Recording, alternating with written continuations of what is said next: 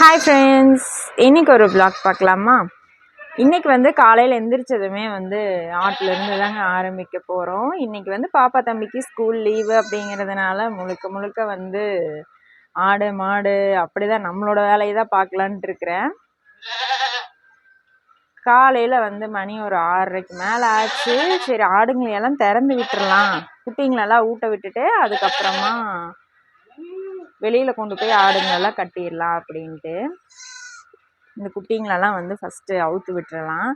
இவங்களையெல்லாம் வந்து ஒரு கையில் அவுக்கவே முடியாதுங்க, பயங்கர ஆட்டமாக தான் ஆடிட்டு இருப்பாங்க. பா இரு இரு இரு இரு இரு இரா இரா இரா இரா இரா இருடா டே இரு இரு. ஒரு சண்டை நடந்துட்டு இருக்குது பாருங்க, 2 பேரும் போட்டி போட்டு ஊட்டிட்டு இருக்கிறாங்க. இனி அடுத்தது ஒவ்வொரு ஆடாக வந்து திறந்து விடணும். இது வந்து பெருசு அப்படிங்கிறதுனால ஃபஸ்ட்டு வந்து ஊட்ட விட்டுருவோம். ஊட்ட விட்டு அப்படியே வந்து பிடிச்சிட்டு வெளியில் கொண்டு போய் ஆட்டை கட்டிடுறது. இந்த குட்டியை வந்து கொடாப்பில் தாங்க போட்டு அடைச்சிருந்தோம். இதுக்கப்புறம் வந்து இந்த ஆடு குட்டி போட்டிருந்துச்சு. இந்த ஆட்டோட குட்டியை வந்து அது என்ன பண்ணுதுன்னா இடிச்சிருது. பெருசாக இருக்கிறதுனால அந்த குட்டிங்களை வந்து இடிச்சு போடுது. அதனால் இவங்கள வந்து கயிறு போட்டு கட்டி வச்சாச்சு. இவங்களுக்கும் 1.5 மாதத்துக்கு மேலே ஆகுது. இவங்க மட்டும் இருந்தாங்கன்னா நம்ம கயிறு போட மாட்டோம், வேறு கொடாப்பு வந்து வாங்கிட்டு வரணும், இல்லைன்னா அடைச்சி வைக்கிற மாதிரி ஏதாவது பட்டி மாதிரி ஏதாவது ரெடி பண்ணலாம் அப்படின்னு இருக்கிறோம். அது வரைக்கும் வந்து கட்டி வச்சிடலாம் அப்படின்னு சொல்லிட்டு நேற்று தான் கட்டி வச்சதே. நேற்று நைட் கட்டி வச்சிடலான்னு கட்டி வச்சுருந்தோம். அது குட்டி அப்படிங்கிறதுனால அவங்கள இடிக்கிறாங்க, கத்திகிட்டே இருக்காங்க. அம்மா அதுக்கு மேலே இருப்பாளாட்டாக்குது. அவங்க அம்மா விடுறதே கிடையாது பிடிக்கிறதுக்கே. குடிக்கிறதுக்கு விட்ற வேலையே இல்லை. கொஞ்சம் நேரம் நிற்கும், அதுக்கப்புறம் இப்படியே தான் சுற்றிட்டே தான் இருக்கும். குட்டி வந்து நம்மளை பார்க்கும், வந்து புடி வா என்ன பண்ணிட்டு இருக்கிற அப்படின்ட்டு. ஏம்மா ஏம்மா இந்த குட்டி வந்துட்டு பாருங்க, இதை வந்துட்டு போகுது இல்லை. இது வந்து அவங்க அம்மாவை நான் பிடிக்கணுமா. அவங்க அம்மாவை பிடிச்சி நின்னோம் அப்படின்னா அவங்க அம்மா கம்மன் நின்றுக்குவாளா, அதுக்கப்புறம் ஊட்டிக்கலான்ட்டு. இங்கே பாருங்களேன், என்னை பார்த்துட்டு போகுது. இவங்களுக்கெல்லாம் வந்து பேச மட்டும்தாங்க தெரியல, மற்றபடி எல்லாமே வந்து தெரியுது. நில்ற நில். ஏய், நான் பிடிச்சிட்டேனா? கொஞ்ச நேரம் நிற்கும் இந்த ஆடு, அதுக்கப்புறம் வந்து ஆடுறக்க ஆரம்பிச்சிடும். அப்புறம் நம்ம பிடிச்சி பழகுனதுனால வந்து இப்போ அந்த குட்டி கூப்பிடுது நம்மளை, வா வந்து புடி வா என்ன பண்ணிட்டு இருக்கிற நின்றுட்டு அப்படின்ட்டு.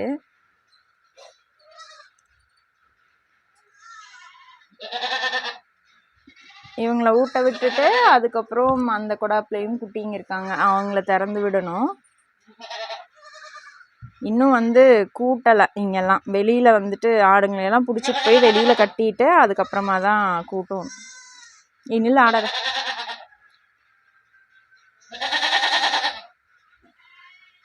நான் புட்டியில் பால் கொடுத்துட்ருக்கிறது இந்த ஆட்டோட குட்டிங்களுக்கு தான்.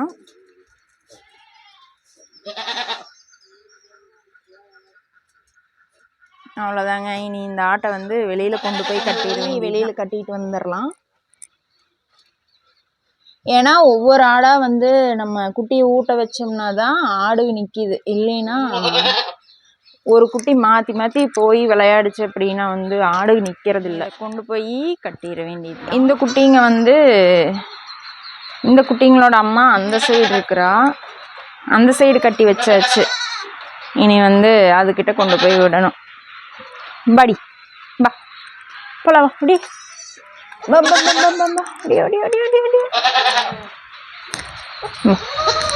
சொல்லக்கூடாது.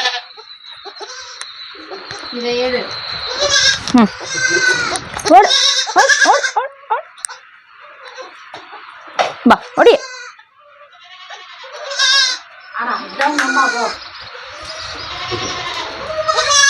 ஒரு குட்டியை கூப்பிட்டு வந்ததும் இன்னொரு குட்டி வந்தாச்சு. குட்டி ஊட்டிட்டு இருக்குது. இனி வந்து ஒவ்வொரு வந்து ஆடுங்களை வெளியில் பிடிச்சிட்டு போய் குட்டியெல்லாம் ஊட்டினதுக்கப்புறம் பிடிச்சிட்டு போயிடணும்.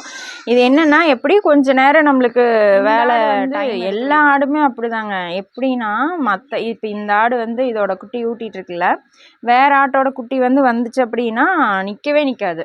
இதோட குட்டிக்கே வந்து பால் ஊட்டுறதுக்கு நிற்கிறது இல்லை, ஆடிக்கிட்டே தான் இருக்கும். அதனாலேயே ஒரு ஆடை தான் வந்து திறந்து விடணும். இப்போ அந்த பெரிய குட்டிங்களை வந்து ஊட்ட வச்சாச்சா, அடுத்தது இந்த ஆட்டை ஊட்ட விட்டுட்டு எல்லாத்தையும் வெளியில் கொண்டு போய் கட்டிட்டு அப்படியே வந்து தீவனம் போட்டுற வேண்டிய. புட்டியில் பால் கொடுக்குற குட்டிக்கு வந்து கொடுத்துர்லாம். அடுத்தது வந்து புட்டியில் பால் கொடுக்குற குட்டிங்களுக்கெல்லாம் வந்து புட்டியில் பால் கொடுத்துட்டோம் அப்படின்னா அடுத்தது அவங்க அம்மா கிட்ட வந்து எடுத்து விட்டுறலாம். காலையில் வந்து எப்பவுமே காலையில் சாயந்தரம் 2 நேரம் வந்து ஃபஸ்ட்டு புட்டியில் நம்ம கொஞ்சம் கொடுத்துட்டோம்னா அதுக்கப்புறம் வந்து அவங்க குடிச்சுப்பாங்க அவங்க அம்மா கிட்ட போய். ஆட்டுக்கு வந்து பால் கொஞ்சம் கம்மியாக தான் இருக்குது அப்படிங்கிறதுனால 2 குட்டிக்கு வந்து புட்டியில் தான் கொடுத்துட்ருக்கேன். நம்ம அரை வயிறு வந்து புட்டியில் கொடுத்துட்டோம் அப்படின்னா அதுக்கப்புறம் அவங்க அம்மாவில் ஊட்டி வச்சுன்னா வயிறு நிறைஞ்சிரும்ல. அடுத்த குட்டி விட்டுட்டுலாம்.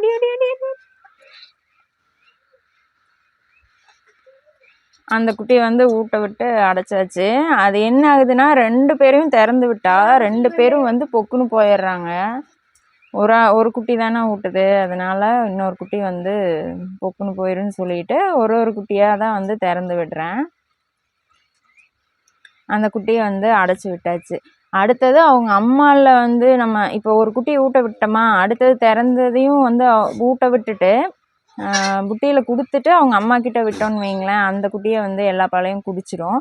அதனால் 2யுமே தான் வந்து ஒட்டுக்கா திறந்து அவங்க அம்மாவில் விடுவோம்.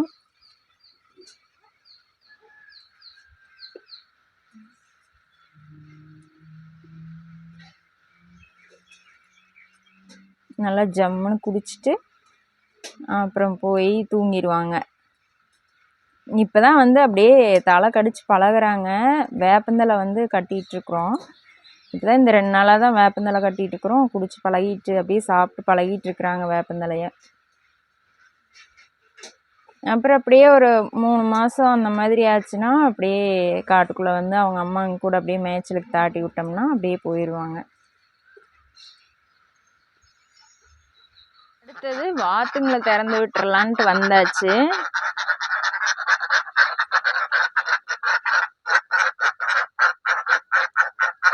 இப்போ திறந்து விட்டோம்னா இனி நைட்டு தாங்க உள்ளே வருவாங்க.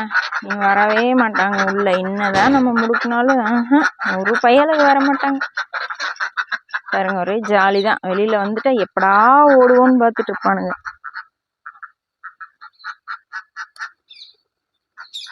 போங்கடா வெளியில், போங்கடா வெளியில் போங்க. இவங்க 3 பேரும் வந்து இப்போ வெளியில் போனாங்கல்ல, அவங்களோட குஞ்சுங்க தான். அதுங்க வந்து அடை காத்து குஞ்சு பொரிச்சது தான். இப்போ இவங்களும் முட்டை வச்சிட்ருக்காங்க.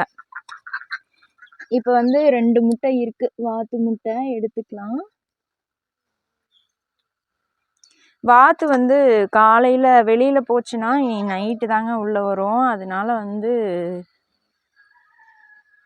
பிரச்சனை இல்லை, நம்ம வந்து சாத்தியே வச்சிடலாம், திறந்து வைக்க வேண்டியதில்லை.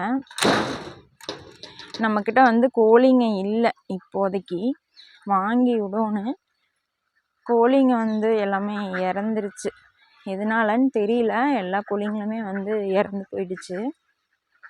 இனி வந்து வாத்துங்க அப்படியே ஜாலியாக ரவுண்ட் அடிச்சுட்டு சுற்றிட்டு இருக்க வேண்டியதுதான்.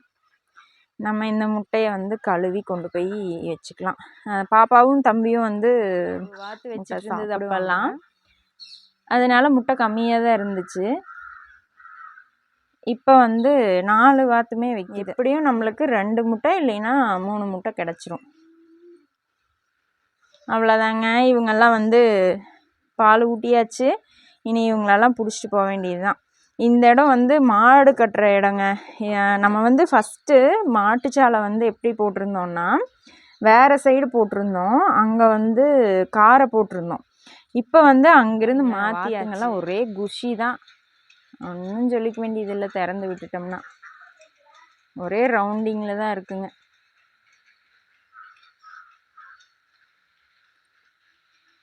அஞ்சு பேரையும் கையிலே பிடிக்க முடியாது. சுற்றிட்டே தான் இருப்பாங்க. எதுக்கு தான் ஓடுறாங்கன்னு அவங்களுக்கும் தெரியாது, நம்மளுக்கும் தெரியாது. குட்டியை பாருங்களேன், குட்டி எப்படி தான் மேலே இருக்குன்ட்டு. குட்டி உட்காந்துட்டு மேலே வேடிக்கை பார்த்துட்டே இருக்க வேண்டியது தான். குட்டி பாய்ங்க.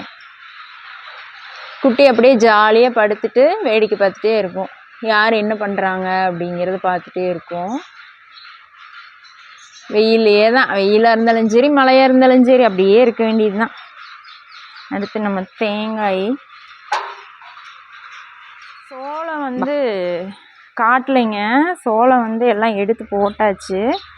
சோளம் அவ்வளோ தட்டு இருந்ததுக்கு நம்மளுக்கு இவ்வளோ தாங்க மிச்சமாக இருக்குது. இவ்வளோ சோளம் தான் மிச்சமாக இருக்குது. எல்லாத்தையும் வந்து குருவி, குயில், அதுக்கப்புறம் கிளி எல்லாம் வந்து சாப்பிட்டுட்டு போனதுக்கப்புறம் நம்மளுக்கு மிஞ்சினது இவ்வளோ தான். இதில் வந்து இனி ஏதாவது செஞ்சுக்கலாம், சமைச்சிக்கலாம் அப்படின்ட்டு இருக்கிறேன்.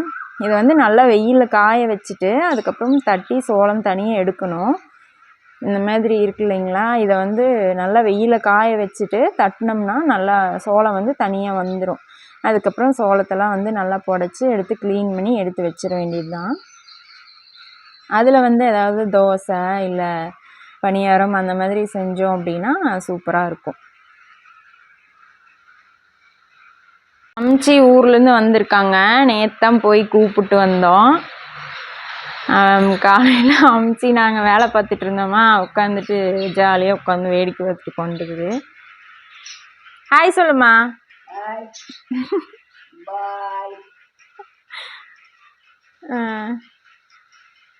அதுக்கப்புறம் அந்த குட்டி குருவி இருக்குல்ல, அது வந்து வெளியில் வந்துருச்சு, கூண்டை விட்டு வெளியில் வந்துருச்சு.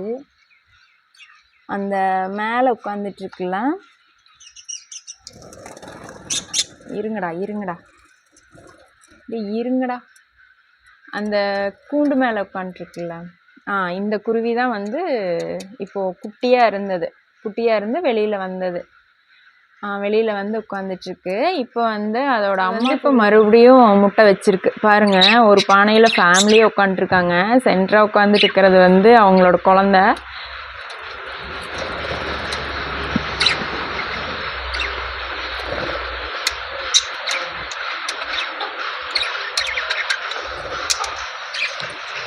இது வந்து இப்போ திரும்பவும் 2 முட்டை வச்சிருக்குது.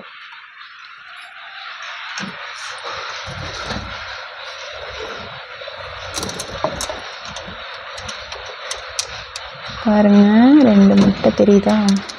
அந்த குட்டி குருவி வந்து பானையிலேருந்து வெளியில் வந்ததுமே வந்து பெரிய குருவி வந்து எல்லாம் க்ளீன் பண்ண ஆரம்பிச்சிருச்சு. க்ளீன் பண்ணிவிட்டு அது முட்டை வைக்கிறதுக்கு ஆரம்பிச்சிருச்சு. இதுக்கு வந்து குருவிங்களுக்கு வந்து நம்ம எதுவுமே தனியாக எதுவும் போடுறது இல்லைங்க. வெறும் தெனை தான் போட்டுட்ருக்கோம். அதுக்கப்புறம் கறிவேப்பிலை போடுவேன். நம்ம வீட்லேயே இருக்குல்ல, அதனால கறிவேப்பிலை போடுவேன். அதுக்கப்புறம் கொத்தமல்லி தழை வந்து நல்லா விரும்பி சாப்பிடுவாங்க. புதினா போட்டதில்லை, கொத்தமல்லி தழை வந்து விரும்பி சாப்பிடுவாங்க.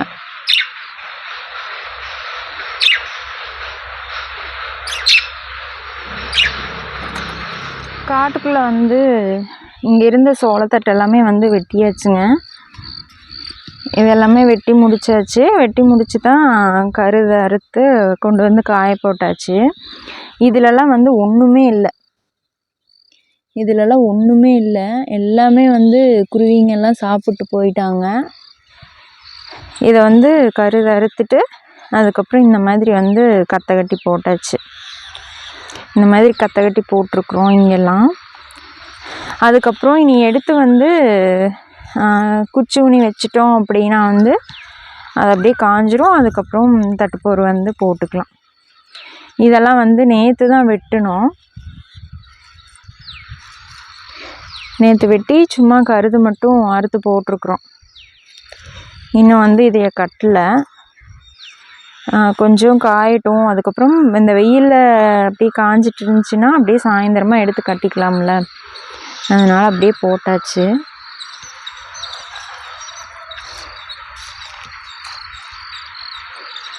இங்கே பாருங்க, தட்டு வெட்டிகிட்டு இருக்கும்போது இந்த இடத்துல எவ்வளோ பொந்து இருக்குன்னு பாருங்க. எலிங்களுக்கெல்லாம் வசதியாக போச்சு. ஃபுல்லாக எலி பொந்தாக இருக்குது. இதுக்குள்ளே என்ன பண்ணோம்னா பாம்பு போய் உள்ளே போய் இருந்துக்கும். பாம்பு உள்ளே பூந்து போயிடும். நம்ம தட்டு வெட்டும் போதெல்லாம் வந்து பார்த்து தான் நம்ம வெட்டுற மாதிரி இருக்கும். நம்ம பாட்டுக்கு நம்ம தட்டு வெட்டிட்டோம் அப்படின்னா வம்பு தானே. எலி பொந்தெல்லாம் இருந்துச்சு அப்படின்னா அதுக்குள்ளே எலி இருக்குதா பாம்பு இருக்குதானே நம்மளுக்கு தெரியாது. அதனால் நம்ம பார்த்து தான் வந்து தட்டு வெட்டும் போதெல்லாம், ஏன்னா ஃபுல்லாக வந்து தட்டாக நிற்குமா, என்ன இருக்குது ஏதுங்கிறது நம்மளுக்கு தெரியாது. அதனால் பார்த்து நம்ம வெட்டிக்கணும். இங்கே பாருங்கள், இதெல்லாம் வந்து முயலோடது. முயலும் வந்து அதிகமாக காட்டு முயலும் வந்து இங்கே வருது.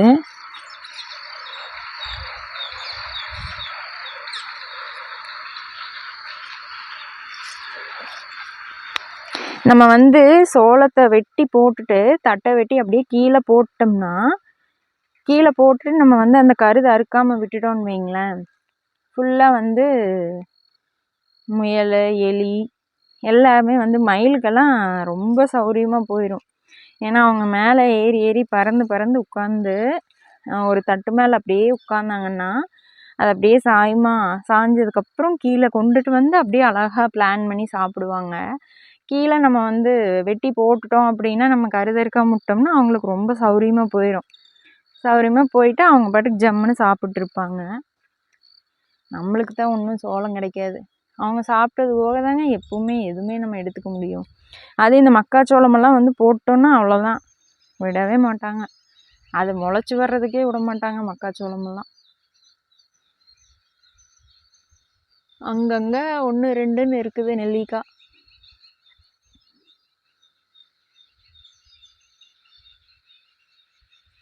தட்டு வெட்டும்போது இதுதாங்க வந்து அப்படியே ஒன்று ஒன்றா வாயில் போட்டு சாப்பிட்டுட்டே அப்படியே தட்டு வெட்டிகிட்டு இருந்தோம்.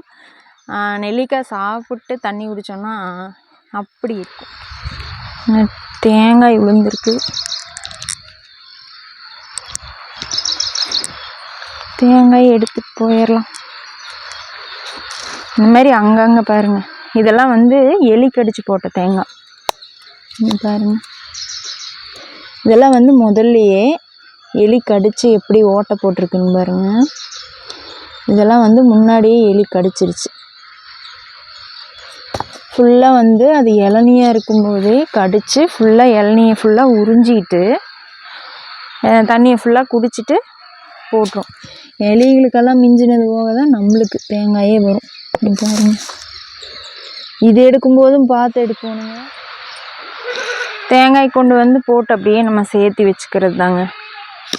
தேங்காய் வேணுங்கும்போது அப்படியே எடுத்து நாங்கள் தேங்காய் மட்டை வாங்கிக்குவோம். சமையலுக்கு வேணும் அப்படின்னா தேங்காய் மட்டை வாங்கிக்கிறது. அப்புறம் வந்து தேங்காய் எண்ணெய் காலி ஆயிடுச்சு அப்படின்னா வந்து தேங்காயெல்லாம் உடச்சி அப்படியே எண்ணெய் எடுத்துக்கிறது. இந்த கடப்பாறையில் தான் வந்து தேங்காயை மட்டை வாங்குவோம். இங்கே பாருங்க, இதில் இது ரொம்ப குட்டியூண்டு தானே இருக்குது. இதில் பாருங்கள் ஓட்டை போட்டு குடிச்சிருக்கு. இதோ இது மேலே இருந்தது, இந்த மரத்தில் இருந்த குட்டி தேங்காய். இது இன்னும் இளநிக்கே வந்து இன்னுமே பெருசாகணும். அதவே வந்து விட்டு வைக்காமல் ஃபுல்லாக வந்து சாப்பிட்டாச்சு. ஃபுல்லாக குடிச்சு தள்ளிடுச்சு.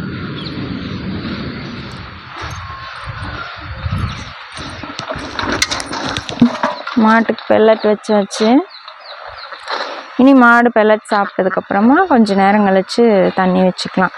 மாட்டுக்கு ஆட்டுக்கு நம்ம என்ன வச்சாலும் சரிங்க, இவங்க வந்துடுவாங்க.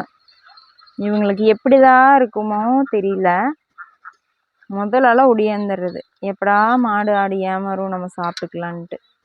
அவங்களுக்கு நம்ம அரிசி போட்டாலும் சாப்பிட மாட்டாங்க, சாப்பாடு போட்டாலும் கொஞ்சம் தான் சாப்பிடுவாங்க. இந்த ஆடு மாட்டோட தீவனம்னா அவங்களுக்கு எப்படி தான் இருக்குமோ தெரியல. சோளத்தட்டு வெட்டிட்டு வந்து வச்சோம்னா அதை முதலெல்லாம் வந்து கொத்தி கொத்தி அந்த சோளத்தை ஃபுல்லாக கொத்தி கொத்தி சாப்பிட்ருவாங்க.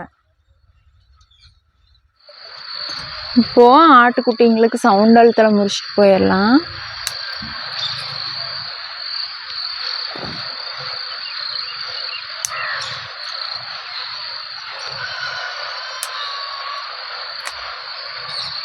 சவுண்டாலும் வேப்பந்தலையும் தான் வந்து கட்டுவோம்.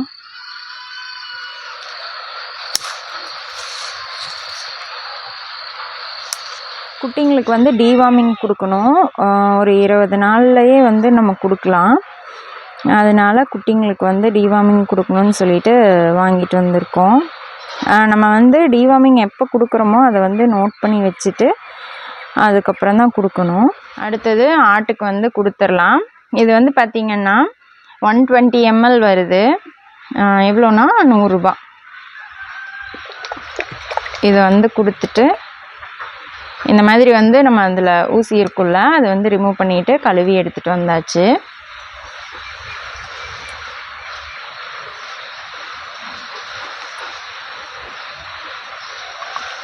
ஒரு ml மட்டும் கொடுத்தா போதும். இது வந்து 10 ml சிரஞ்சு. இதுக்கு வந்து கொடுத்துடலாம். இங்கே வாடா.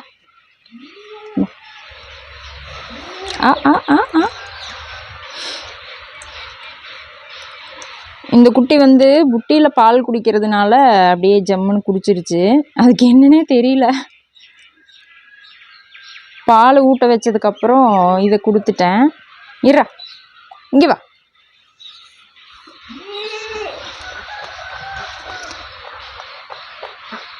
அப்படியே வந்து மற்ற குட்டிங்களுக்கும் கொடுத்துட்டு அப்புறம் இந்த குட்டி போட்ட ஆடு இருக்குல்ல அந்த ஆட்டுக்கும் அப்படியே வந்து கொடுத்துட வேண்டியது தான். நட போதும் நட. குட்டிங்களுக்கெல்லாம் வந்து தலை கட்டியாச்சு. இனி வந்து இவங்க சாப்பிட்ருப்பாங்க.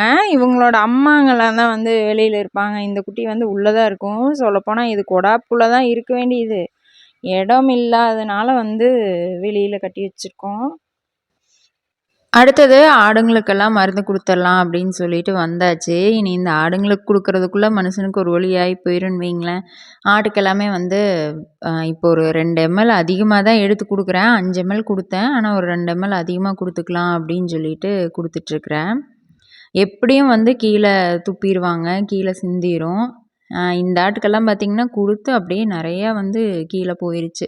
2 ml அதிகமாக தான் எடுக்கணும். அடுத்தது கெடாய்க்கு கொடுக்கணும். கெடாய்க்கு கொடுக்குறக்குள்ளேயே ஒரு வழி ஆயிரும்.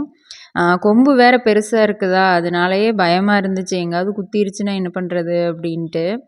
நானும் என்னென்னலாமோ பண்ணி பார்த்தேன், ஒன்றும் வேலையாகலை. அதுக்கப்புறம் அவரை வந்து பிடிக்க சொல்லிவிட்டு அப்படி தான் கொடுத்தேன். நம்மளும் கயிறை பிடிச்சி இழுத்து நில்லுன்னு சொன்னாலும் கேட்கல. அப்படியே நீவி கொடுத்து அப்படியே நைஸ் வச்சு அப்படியே வந்து கொஞ்சி பேசிட்டு அதுக்கப்புறம் கொடுக்க போனாலும் ஒன்றும் வேலைக்காகலை. அதனால இதெல்லாம் வேலைக்காகாது வாங்கன்னு சொல்லிட்டு அவரையே வந்து நல்லா பிடிக்க சொல்லிட்டு கொடுத்தாச்சு. இந்த வாத்துக்கு பாருங்களேன், இப்படியே தாங்க பண்ணும். மாட்டுக்கு தட்டு போட்டோம்னா வந்து அந்த சோளத்தை எப்படி தான் இருக்குமோ வந்து ஜம்முன்னு வந்து சாப்பிட்ருப்பாங்க. மாட்டுக்கே ஒன்றுமே விடுறதில்ல. இனி ஆடுகளெல்லாம் பிடிச்சிட்டு போயிடலாம். நீ ஆடுகளை வந்து மேய்ச்சலுக்கு பிடிச்சிட்டு போயாச்சு. ஏய் பா பா இங்கே வா.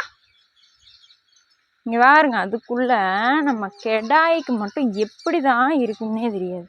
போடா முதல்ல போடா போ. எல்லாரும் பாருங்களா ஓட. ஈரா இனி வந்து எல்லாரையும் கொண்டு போய் காட்டுக்குள்ளே கட்டிட்டு வந்துட்டோம்னா கொஞ்ச நேரம் கழிச்சு போய் பிடிச்சிட்டு வந்து தண்ணியை வச்சிடலாம். அப்படியே மேய்ஞ்சிட்டே தான் வருவாங்க. பா நட பா.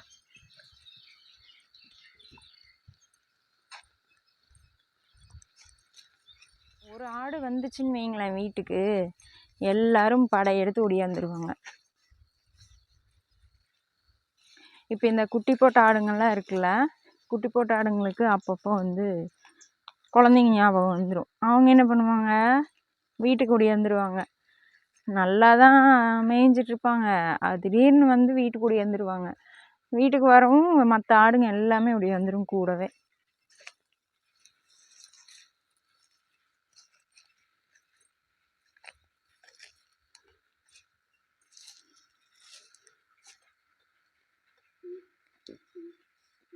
இப்படி கொண்டு வந்து விட்டோம்னா அப்படியே வந்து சவுண்டால் சாப்பிட்ற செடி வந்து குச்சி அன்னைக்கு தான் வெட்டி வச்சுருந்தோம். வெட்டி வச்சதில் என்ன ஆயிடுச்சுன்னா, ஆடு வந்து தலைஞ்சு வர ஆடு கடிச்சிட்டே இருந்துச்சுங்க. அதுக்கப்புறம் அந்த சைடு இருந்தது. இந்த சைடு தளைஞ்சு வந்துச்சு. அதை வந்து ஆடு கடிச்சிட்டே இருந்துச்சு. அப்புறம் கீழே தளைஞ்சு வந்தது, அதையும் கடிச்சிச்சு. அப்புறம் பார்த்தா மேலே தளைஞ்சு வந்தது அப்படியே வந்து பூ வைக்கிறக்க ஆரம்பிச்சிருச்சு. சரி ஓகே, பூ வைக்கட்டும், நல்லது தானே. இவ்வளோண்டு தான் இருக்குது, இந்த சைஸில் தான் இருக்குது. அதே வந்து பூ வச்சாச்சு. இவங்கள பாருங்க, ஜம்முன்னு வந்து அப்படியே தாண்டுகால் போட்டு சாப்பிட்டுக்கிறாங்க. இந்த மேடம் வந்து கீழே இருக்கிறதையெல்லாம் வந்து அவ்வளோ சீக்கிரத்தில் குமிஞ்சு சாப்பிட மாட்டாங்க. மேலே இருக்கிறது தான் அப்படியே தாண்டி தாண்டி தான் சாப்பிட்ருப்பாங்க. இதுவும் அப்படிதாங்க. இந்த முருங்கை செடியும் வந்து வச்சு விட்டது தான். அது இது எல்லாம் ஒன்றா வச்சது தான். இதுவும் வந்து அப்படியே பூ வந்தாச்சு.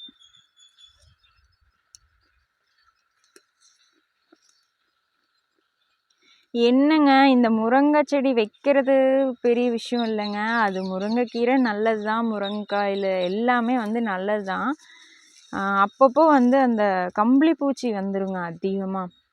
அதனாலே வந்து நம்ம கிட்ட போக முடியாத மாதிரி இருக்கும். மற்ற டைம்லலாம் வந்து பிரச்சனையே இல்லை. இதுவும் வந்து மொக்கு வந்துருச்சு. எப்படியும் வந்து வீட்டில் முருங்கைக்கீரை அப்படிங்கிறது இருந்துகிட்டே தாங்க இருக்கும். மரம் வந்து முன்னாடியும் இருக்குது, உள்ள காட்டுக்குள்ளேயும் வச்சுருக்கோம், வீட்டு பக்கத்துலேயும் வந்து இருக்குது. அதனால் பிரச்சனை இல்லை. என்ன இவங்களுக்கு தப்பிச்சதுன்னா சரி. பாருங்களேன், இப்போ தானே நான் பேசிகிட்டு இருந்தேன். இங்கே பாருங்களேன், இப்போ தானே பேசிகிட்டு இருந்தேன். இவங்களுக்கு போங்கடா போ, அடே போ. இங்கே பாருங்க, இப்போ தானே காமிச்சேன். இப்படியே தாங்க நடந்துட்டுருக்குது. ஒன்று இதெல்லாம் எதுவும் வந்து நம்ம வைக்காமல் இருக்கணும், வளர்த்தாமல் இருக்கணும். இல்லைன்னா ஆடு வளர்த்தாமல் இருக்கணும். ஒன்று செடி வளர்த்தணும், இல்லைன்னா ஆடு வளர்த்தணுங்கிற மாதிரி ஆகிப்போச்சு என் பொழப்பு. ஆனாலும் நான் ரெண்டையும் பரவாயில்ல, செடிங்க தானே, பரவாயில்ல பரவாயில்ல அப்படின்னு சொல்லி இவங்க கடித்தாலும் இது பண்ணுறது. இதனாலேயே வந்து இவங்களெல்லாம் கட்டி வச்சிடுறதுங்க. நம்ம என்னதான் பக்கத்தில் இருந்தாலும் இங்கே இருந்தது பேசிட்டு நான் அங்கே காமிச்சிட்டு திரும்புறதுக்குள்ளே இதை சாப்பிட்டு முடிச்சாச்சு. இப்படி தான் பண்ணுவாங்க. இவங்களுக்கெல்லாம் தப்பிச்சு வந்தால் தான் நம்மளுக்கு. அதனாலே வந்து இவங்களெல்லாம் கட்டி வச்சிடுறதுங்க. அங்கங்கே கட்டி வச்சிட்டோம் அப்படின்னா, இங்கே பாருங்க, இங்கே கட்டி வச்சாச்சு. இந்த மாதிரி வந்து கட்டி வச்சிட்டோம் அப்படின்னா அந்த இடத்துல மட்டும் சாப்பிடுவாங்க, வேறு எங்கேயும் போகாது. அதுவும் இந்த வாழையெல்லாம் நான் வச்சு அது பெருசாகி வர்றதுக்குள்ளே எனக்கு போதும் போதுன்னு ஆயிடுச்சுங்க. நல்லா இருக்கும். திடீர்னு வந்து ஏதாவது ஆடு கயிறு அத்துருச்சு அப்படின்னா உடனே வந்து போய் ஃபுல்லாக சாப்பிட்டு வந்துடும். அந்த நம்ம எது வைக்கிறோமோ அதை தான் வந்து சாப்பிடுவாங்களே தவிர, காட்டுக்குள்ளே வந்து இந்த சவுண்டால் சாப்பிட்லாம், மற்ற மேவெல்லாம் சாப்பிட்லாம் அப்படிங்கிறது கிடையாது. நம்ம ஏதாவது செடி வளர்த்துவோம்ல, அதையே தான் சாப்பிடுவாங்க. பாருங்க, இவங்க எல்லாம் அங்கங்கே கட்டி போட்டாச்சு. எல்லாமே வந்து சவுண்டாக இருக்குதா, அதனால் அங்கங்கே அப்படியே அவங்கள கட்டி வச்சாச்சு. இது வந்து சப்போட்டா செடிங்க. சப்போட்டா வந்து அப்படியே பிஞ்சு இருக்குது. அணிலுக்கு, குருவிக்கு, வவ்வாலுக்கெல்லாம் தப்பிச்சு நம்மளுக்கு கிடைச்சா கிடைக்கும், இல்லைன்னா அவங்க தான் சாப்பிட்டு போவாங்க. எப்படி தான் அவங்கள மட்டும் தெரியுதா தெரிய மாட்டேங்குது. நம்ம பார்க்குறதுக்கு முன்னாடி அவங்க பார்த்துட்றாங்கங்க. இங்கே பாருங்களேன், இது வந்து குட்டியாக தான் இருக்குது, சின்ன சைஸ் தான், இவ்வளோண்டு சின்ன சைஸ் தான், பெருசே இல்லை. ஆனால் அதையும் வந்து கடிச்சு சாப்பிட்ருக்காங்க. எல்லாம் அவங்க சாப்பிட்டுட்டு போதும் போ, நீ சாப்பிட்டுக்கோ கொஞ்சோன்னு சொல்லி நம்மளுக்கு விட்டால் மட்டும்தான். அப்புறமா வந்து சப்போட்டாலாம் வந்து கொஞ்சம் இருக்கிறத பறிச்சுக்கலாம், இல்லைன்னா நம்மளுக்கும் விட மாட்டாங்க. என்னங்க, இது வந்து பிஞ்சாக இருக்கும்போது கொஞ்சம் டேஸ்ட் வந்து கம்மியாக இருக்கும். கொஞ்சம் நல்லா பெருசாயிருச்சு அப்படின்னா வந்து நல்லா ஸ்வீட்டாக இருக்கும்னு வைங்களேன். அதுக்காக நம்ம விடுறது தான். ஆனால் அதுக்கு அவங்க விட்டு வச்சாங்கன்னா தானே, அவங்களும் விட மாட்டாங்க. அதனால் நம்ம பறிச்சுக்கலாம் அப்புறமா.